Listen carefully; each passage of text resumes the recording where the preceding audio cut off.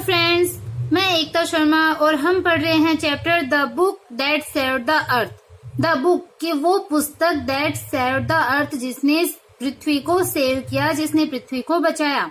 और ये जो चैप्टर है वो एक प्ले के रूप में लिखा गया है। तो इस प्ले के अंदर ये एक छोटा सा प्ले है। प्ले मतलब जैसे नाटक होता है, कोई नाटक खेला जाता है जिसको स्टेज पे एक्ट किया जाता है। जैसे हम रामायण देखते हैं, रामायण जो लगती है जैसे मोहल्ले के अंदर, उसमें सारा जो रामलीला है उसको प्ले किया जाता है। रामलीला के अंदर रामायण का पूरा एक्ट है वो उस रामलीला में प्ले किया जाता है। तो जैसे रामलीला होती है उसके अंदर जैसे कई कैरेक्टर होते हैं, राम, लक्ष्मण, भरत, दशरथ, हनुमान जी। तो वैसे ही क्या है, इसके अंदर भी कैरेक्टर है। देखो कैरेक्टर कौन कौन से हैं, उनके नाम भी दिए हुए हैं। हिस्टोरियन, एक हिस्टोरियन है जो कि स्टार्टिंग में आएगी, हमें पूरा ऐसे बताएगी कि इस टाइप से जो सिचुएशन है स्टेज के ऊपर ऐसे ऐसे है, लोग ऐसे बैठे हैं, सारी चीज है वो हिस्टोरियन बताएगी और लास्ट में हिस्टोरियन आएगी। फिर कैरेक्टर है great and mighty think tank. Think tank इसमें क्या है, great and mighty think tank के नाम इसका आता है कि महान और शक्तिशाली, जो कि कहाँ का रहने वाला है, मंगल ग्रह का जो एक निवासी है, मार्स पे रहने वाला है। Great and mighty think tank. फिर आएगा अप्रेंटिस नूडल। अप्रेंटिस मतलब प्रशिक्षु, जो थिंक टैंक का सेवक है नूडल। और नूडल क्या है, थोड़ा ज्यादा ही इंटेलिजेंट इसमें नूडल को दिखाया जाता है। थिंक टैंक है वो कोई भी इसमें बस वो सम्राट है एक तरीके से, लेकिन उसमें बुद्धि नहीं है। बुद्धि किसमें है, नूडल, जो कि इंटेलिजेंस से ज्यादा है वो नूडल में है। फिर ये कैप्टन ओमेगा, ये भी थिंक टैंक के जो सेवक के रूप में है, कैप्टन है captain omega. Lieutenant iota, sergeant ऊप। तो ये तीन है, इन तीनों को पृथ्वी के ऊपर भेजता है थिंक टैंक, क्योंकि ये सारे मार्स पे रहने वाले हैं। थिंक टैंक है, नूडल है, ओमेगा है, आयोटा, ऊप। ये जो पांचों जने हैं ये मंगल ग्रह पे रहने वाले हैं, मंगल ग्रह के निवासी है। थिंक टैंक सोचता है कि इस पृथ्वी को मैं अपने कंट्रोल में कर लूंगा, इस पृथ्वी पे मैं आक्रमण करूंगा और इसको मैं इस पे अपना अधिकार जमाऊंगा। तो ये क्या करता है, थिंक टैंक ओमेगा को, आयोटा को और ऊप को पृथ्वी के ऊपर भेजते हैं। और पृथ्वी में वो होते कहाँ पे है, लाइब्रेरी के अंदर। वो लाइब्रेरी के अंदर पहुंच जाते हैं। तो अब लाइब्रेरी के अंदर जब पहुंचते हैं तो आपको पता है लाइब्रेरी में बुक्स रखी होती है। तो इतनी सारी बुक्स थी कि उस बुक्स को देख करके उनको पता नहीं था, इन लोगों को, ये लोग जानते नहीं थे कि बुक क्या होती है।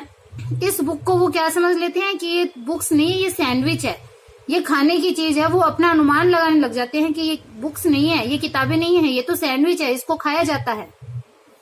फिर वो सोचते हैं पता नहीं ये खाने में कैसी होगी, हम मर जाएंगे, पता नहीं क्या क्या हो जाएगा, तुम इसके खा के देखो, तुम इसको खा के देखो। इस प्रकार से वो बहस करते हैं तीनों जने, ओमेगा, आयोटा और ऊप। तो ये तीनों ऐसे बात करते हैं। फिर ये कोई टेबलेट वगैरह को साथ में लेके आते हैं जिनसे इनकी इंटेलिजेंस बढ़ती है।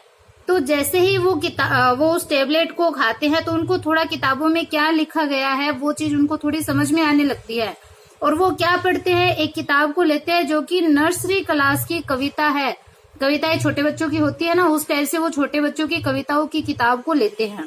मदर गूस की लिखी हुई है इंग्लिश के अंदर।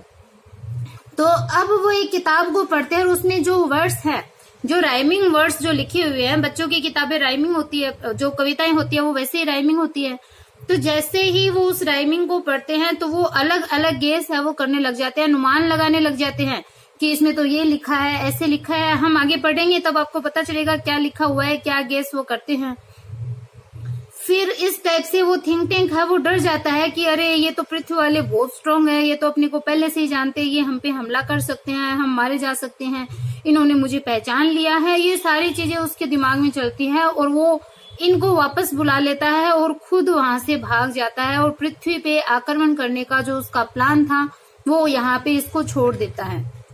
तो इस प्रकार से एकदम काल्पनिक घटनाओं पे आधारित है ये पूरी, इमेजिनेशन पे आधारित, इमेजिनेशन बेस्ड ये पूरा प्ले है। सच्चाई से कोई इसका आना, ये रियलिटी से कोई इसका वो संबंध नहीं है, कोई कनेक्शन नहीं है, पूरी कल्पना पे आधारित है। और ये चीज मैंने पहले आपको क्यों बताई है, ताकि आप इसको समझ सके इस प्ले को कि इसमें एक्चुअल में बताया क्या गया है। क्योंकि 10th क्लास में आते ही स्टार्ट होता है प्ले को पढ़ना। तो बच्चे क्या होते हैं कि वो जल्दी से जो पढ़ नहीं पाते हैं, मतलब जो बच्चे 10th क्लास के हिंदी मीडियम के जो बच्चे होते हैं तो वो फर्स्ट टाइम प्ले को पढ़ते हैं तो थोड़ा कंफ्यूज हो जाते हैं। तो यहाँ पे कंफ्यूजन नहीं रहे, इसके लिए मैंने आपको थोड़ा सा ये बताया है कि इस टाइप से ये जो माहौल है इसका ऐसे बना हुआ है। तो अब सीन आता है फर्स्ट। पहला सीन कहाँ का है? जब जो हिस्टोरियन है वो बताएगी, टाइम बताया जाएगा, हमें स्थान बताया जाएगा कि स्थान कहाँ पे है और किस टाइप का सारा जो एटमोस्फियर है वो वहां पे है, तो ये सारी चीज बताई जाएगी। तो इसमें कहा है why was the 10th century called the era of the books. तो आपको क्या करना है? रीड करना और फाइंड आउट करना है कि जो 20वीं शताब्दी है उसको एरा ऑफ द बुक्स क्यों कहा जाता है, बुक्स का युग, किताबों का युग क्यों कहा जाता है।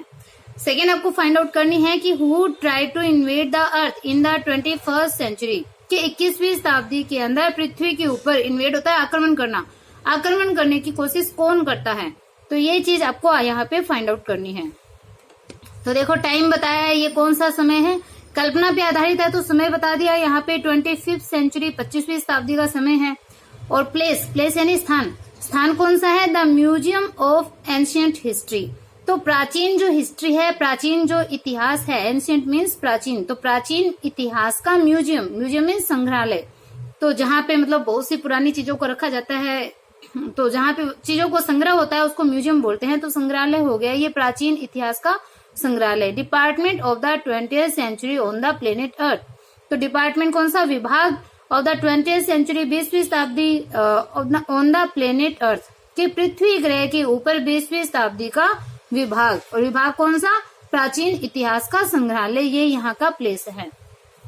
बिफोर राइज मतलब पर्दा उठने से पहले, कोई भी जो प्ले किया जाता है एक बार पर्दा नीचे गिरता है, पर्दा ऊपर उठता है, हम टीवी में भी देखते हैं किस प्रकार से पर्दा है वो गिराया जाता है जैसे ही सीन कंप्लीट हो जाए। तो पर्दा उठे मीन्स वो प्ले स्टार्ट हो उससे पहले हमें ये सारी चीज बताई जाती है कि जो स्पॉटलाइट है वो साइंस ऑन हिस्टोरियन, कि हिस्टोरियन के ऊपर, जो इतिहास लेखिका है उसके ऊपर जो स्पॉटलाइट है वो गिरती है, मतलब प्रकाश बिंदु पड़ता है। स्पॉटलाइट का मतलब जैसे कोई प्ले किया जाता है तो लाइट होती है, हमें जो चीज दिखानी होती है उसके ऊपर वो लाइट है वो गिर जाती है, जैसे गोल गोल से होते हैं ना, ऐसे लाइट ऐसे गिर के आती है। जो चीज दिखानी होती है बाकी जगह अंधेरा, और जो हमें दिखाना है वहां पे लाइट होती है, लाइट गिरती है। टीवी में बहुत बार आप लोगों ने देखा है। तो पर्दा उठने से पहले ये जो स्पॉटलाइट है वो हिस्टोरियन के ऊपर चमकती है। Who is sitting at the table down right, जो कि अपनी राइट साइड की ओर, मतलब जो कि एकदम दाहिनी ओर जो टेबल है उस टेबल के ऊपर बैठी हुई है। On which is a movie projector, on which उस टेबल के ऊपर क्या है? एक मूवी प्रोजेक्टर रखा हुआ है। तो वो राइट साइड में जो टेबल है उस टेबल के ऊपर मूवी प्रोजेक्टर रखा हुआ है और उसके पास में वहां पे वो दाहिनी ओर वो बैठी हुई है।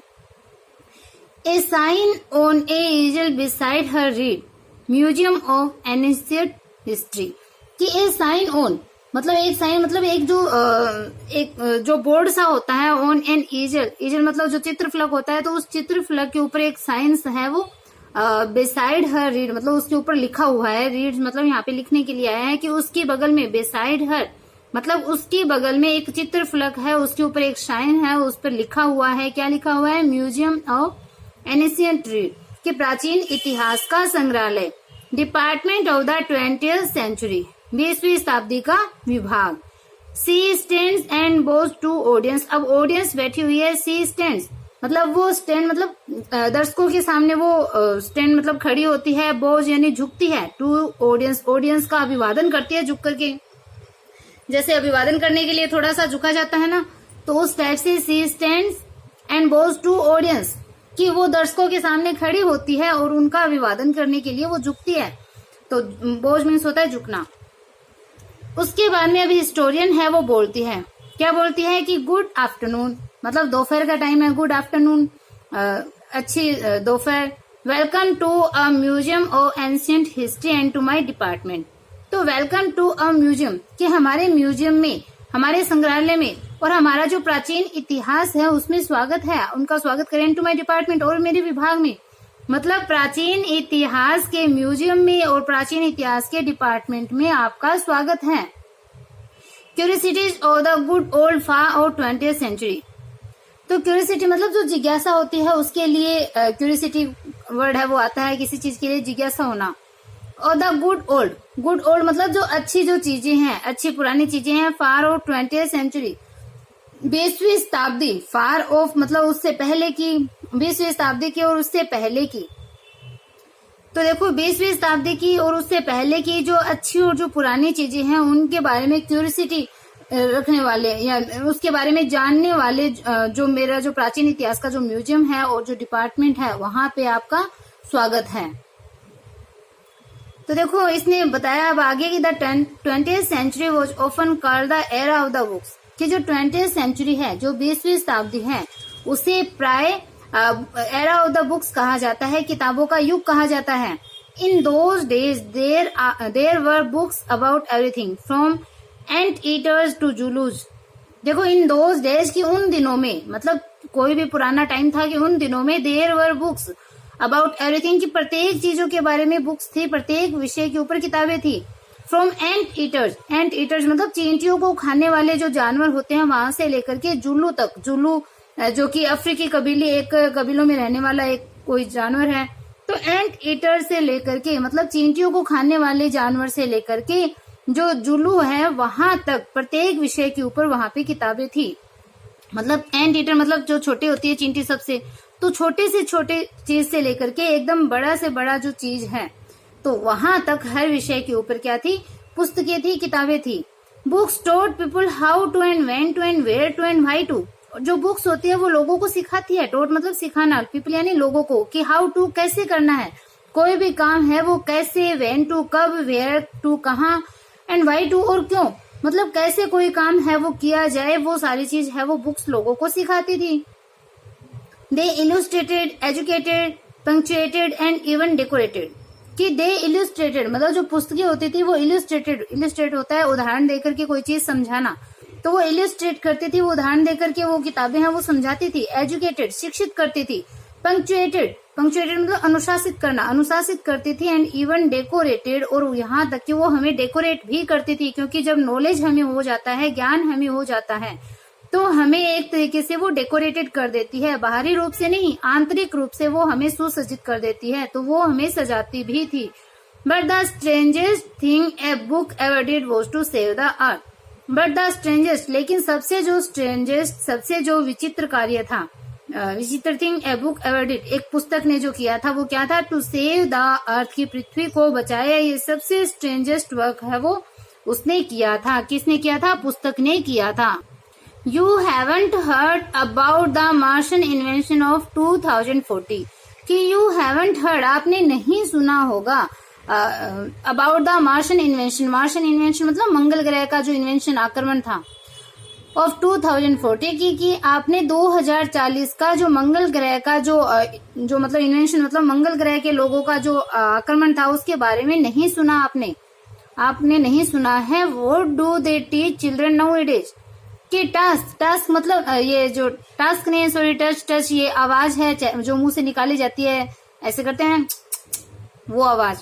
What do they teach children nowadays कि what do they teach कि वे क्या सिखाते हैं चिल्ड्रन बच्चों को nowadays कि जो आजकल बच्चों को वो पहले क्या सिखाते हैं, क्या बताते हैं। What do they teach children nowadays कि आजकल वो बच्चों को क्या बताते हैं, क्या सिखाते हैं। Well, you know the invention never really happened because a single book stopped it कि well अच्छा you know आप जानते हो किस बारे में, the invention never really happened उस इन्वेंशन के बारे में, आक्रमण के बारे में जो वास्तव में कभी भी घटित नहीं हुआ। इन्वेंशन never really मतलब वास्तव में never कभी नहीं happen होता है घटित होना, कि अच्छा आप जानते हो जो आक्रमण कभी भी वास्तव में घटित नहीं हुआ। Because a single book stopped it कि क्योंकि एक सिंगल बुक ने, एक पुस्तक ने उसको रोक दिया। ये सारी चीज है वो हिस्टोरियन बता रही है ऑडियंस को कि मंगल ग्रह के आक्रमण के बारे में आपने नहीं सुना होगा कि वो हम पे आक्रमण करने वाले थे। तो बच्चों को आजकल वो क्या सिखाते हैं, फिर वो बताता है, हिस्टोरियन बताते हैं कि एक ऐसा आक्रमण होने वाला था जो वास्तव में घटित तो नहीं हुआ। क्यों नहीं हुआ? क्योंकि एक पुस्तक ने उसको बचा लिया था, उसको रोक लिया था पुस्तक ने उस आक्रमण को होने से। तो ऐसा क्या है वो ऑडियंस को बता रही है, हम दर्शकों को, हम रीडर्स को भी मान सकते हैं, हमें भी बता रही है। What was the book you ask कि आप पूछोगे कि वॉट वॉज द बुक कि वो पुस्तक कौन सी थी। ए नोबल एनसाइक्लोपीडिया कि एक नोबल, एक मतलब बहुत ही श्रेष्ठ एक एनसाइक्लोपीडिया होता है जो विश्व ज्ञान कोश जिसको बोला जाता है, जिसमें सारी घटनाएं हैं वो उसमें लिखी हुई होती है। तो ये बोल रहा है कि ए नोबल एनसाइक्लोपीडिया, कि एक सर्वश्रेष्ठ एनसाइक्लोपीडिया विश्व ज्ञान कोश ने बचाया। आप पुस्तक का नाम पूछोगे कि क्या वो कोई एनसाइक्लोपीडिया थी। A tome about rockets and missiles, कि ए टॉम मतलब एक भारी पुस्तक, एक बड़ी पुस्तक, अबाउट रॉकेट्स, रॉकेट के बारे में, मिसाइलों के बारे में लिखी हुई एक बड़ी पुस्तक, क्या उसने बचाया। A secret file from outer space, कि आउटर स्पेस मतलब अन्य जो बाहर के जो ग्रह हैं, जो अंतरिक्ष के बाहर के जो ग्रह, उनकी कोई सीक्रेट फाइल ने बचाया, कोई गुप्त फाइल ने बचाया। मतलब आप सोचोगे कि कौन सी पुस्तक ऐसी है जिसने पृथ्वी को सेव कर लिया, कोई एनसाइक्लोपीडिया है या रॉकेट मिसाइल की कोई टॉम है या फिर कोई आउटर स्पेस की कोई गुप्त फाइल, किसने बचाया। नो, नहीं। It was none of those, की ये इनमें से कोई सी भी नहीं थी।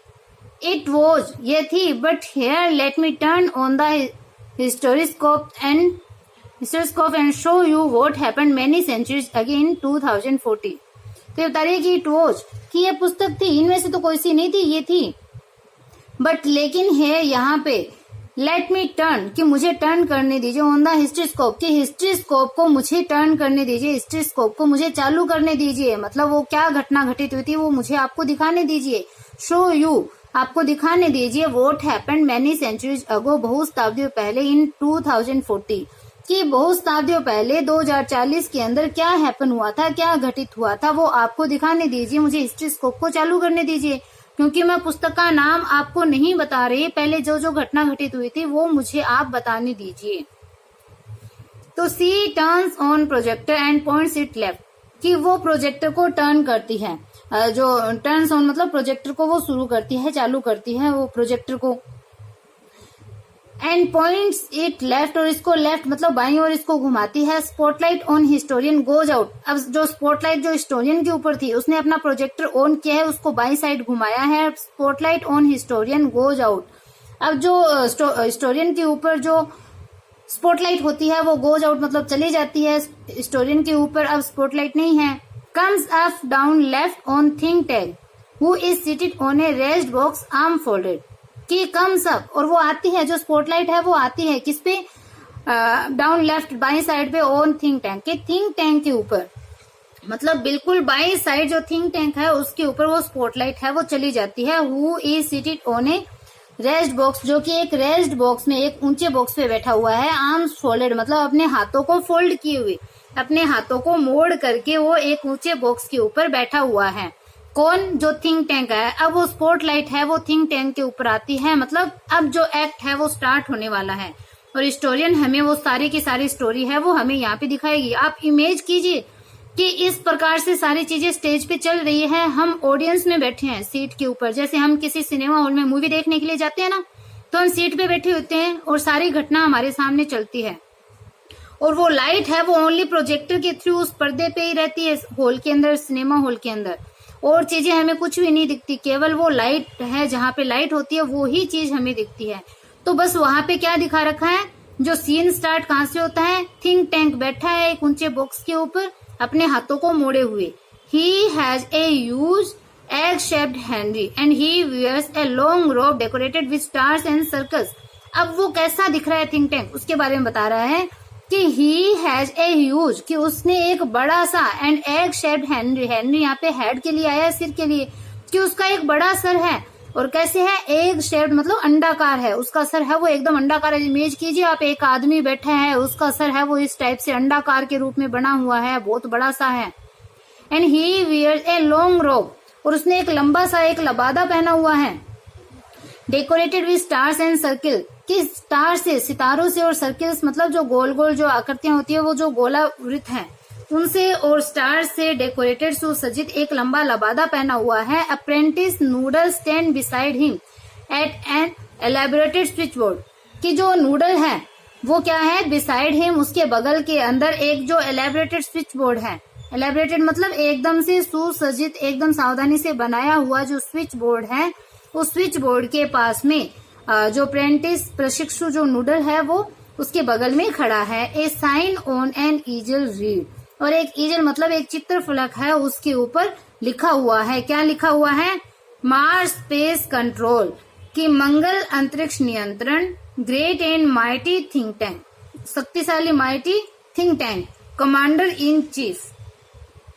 इतना ये चीज लिखी हुई है। और क्या लिखी हुई है, बोज लो बिफोर एंटरिंग, कि एंटर करने से पहले, प्रवेश करने से पहले बोज लो मतलब झुककर प्रणाम करें, झुककर आप अभिवादन करें, ऐसे माइटी थिंक टैंक है। उसने लिखवा रखा है एक साइन बोर्ड, एक ईजल के ऊपर उसने लिखवाया है कि ये अंतरिक्ष जो मंगल अंतरिक्ष कंट्रोल ग्रह है, मतलब ये मंगल का जो अंतरिक्ष नियंत्रण केंद्र है, और ग्रेट और माइटी थिंक टैंक इसका पूरा नाम है, कमांडर इन चीफ है ये।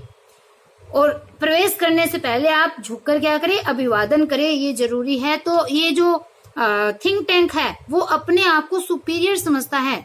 मैं आज इतना ही पढ़ाऊंगी आपको इसके अंदर मैं चीज बता देती हूँ कि थिंक टैंक है वो अपने आप को बहुत ज्यादा सुपीरियर समझता है। वो बोलता है कि कोई भी आए तो वो क्या करे, मेरा अभिवादन करे झुक करके। अब देखो एक जैसे एक चीज ऐसे बना हुआ है, एक पर्दा, अब यहाँ पे क्या है, एक बॉक्स है, उस बॉक्स के ऊपर यहाँ पे जो थिंक टैंक है वो बैठा हुआ है।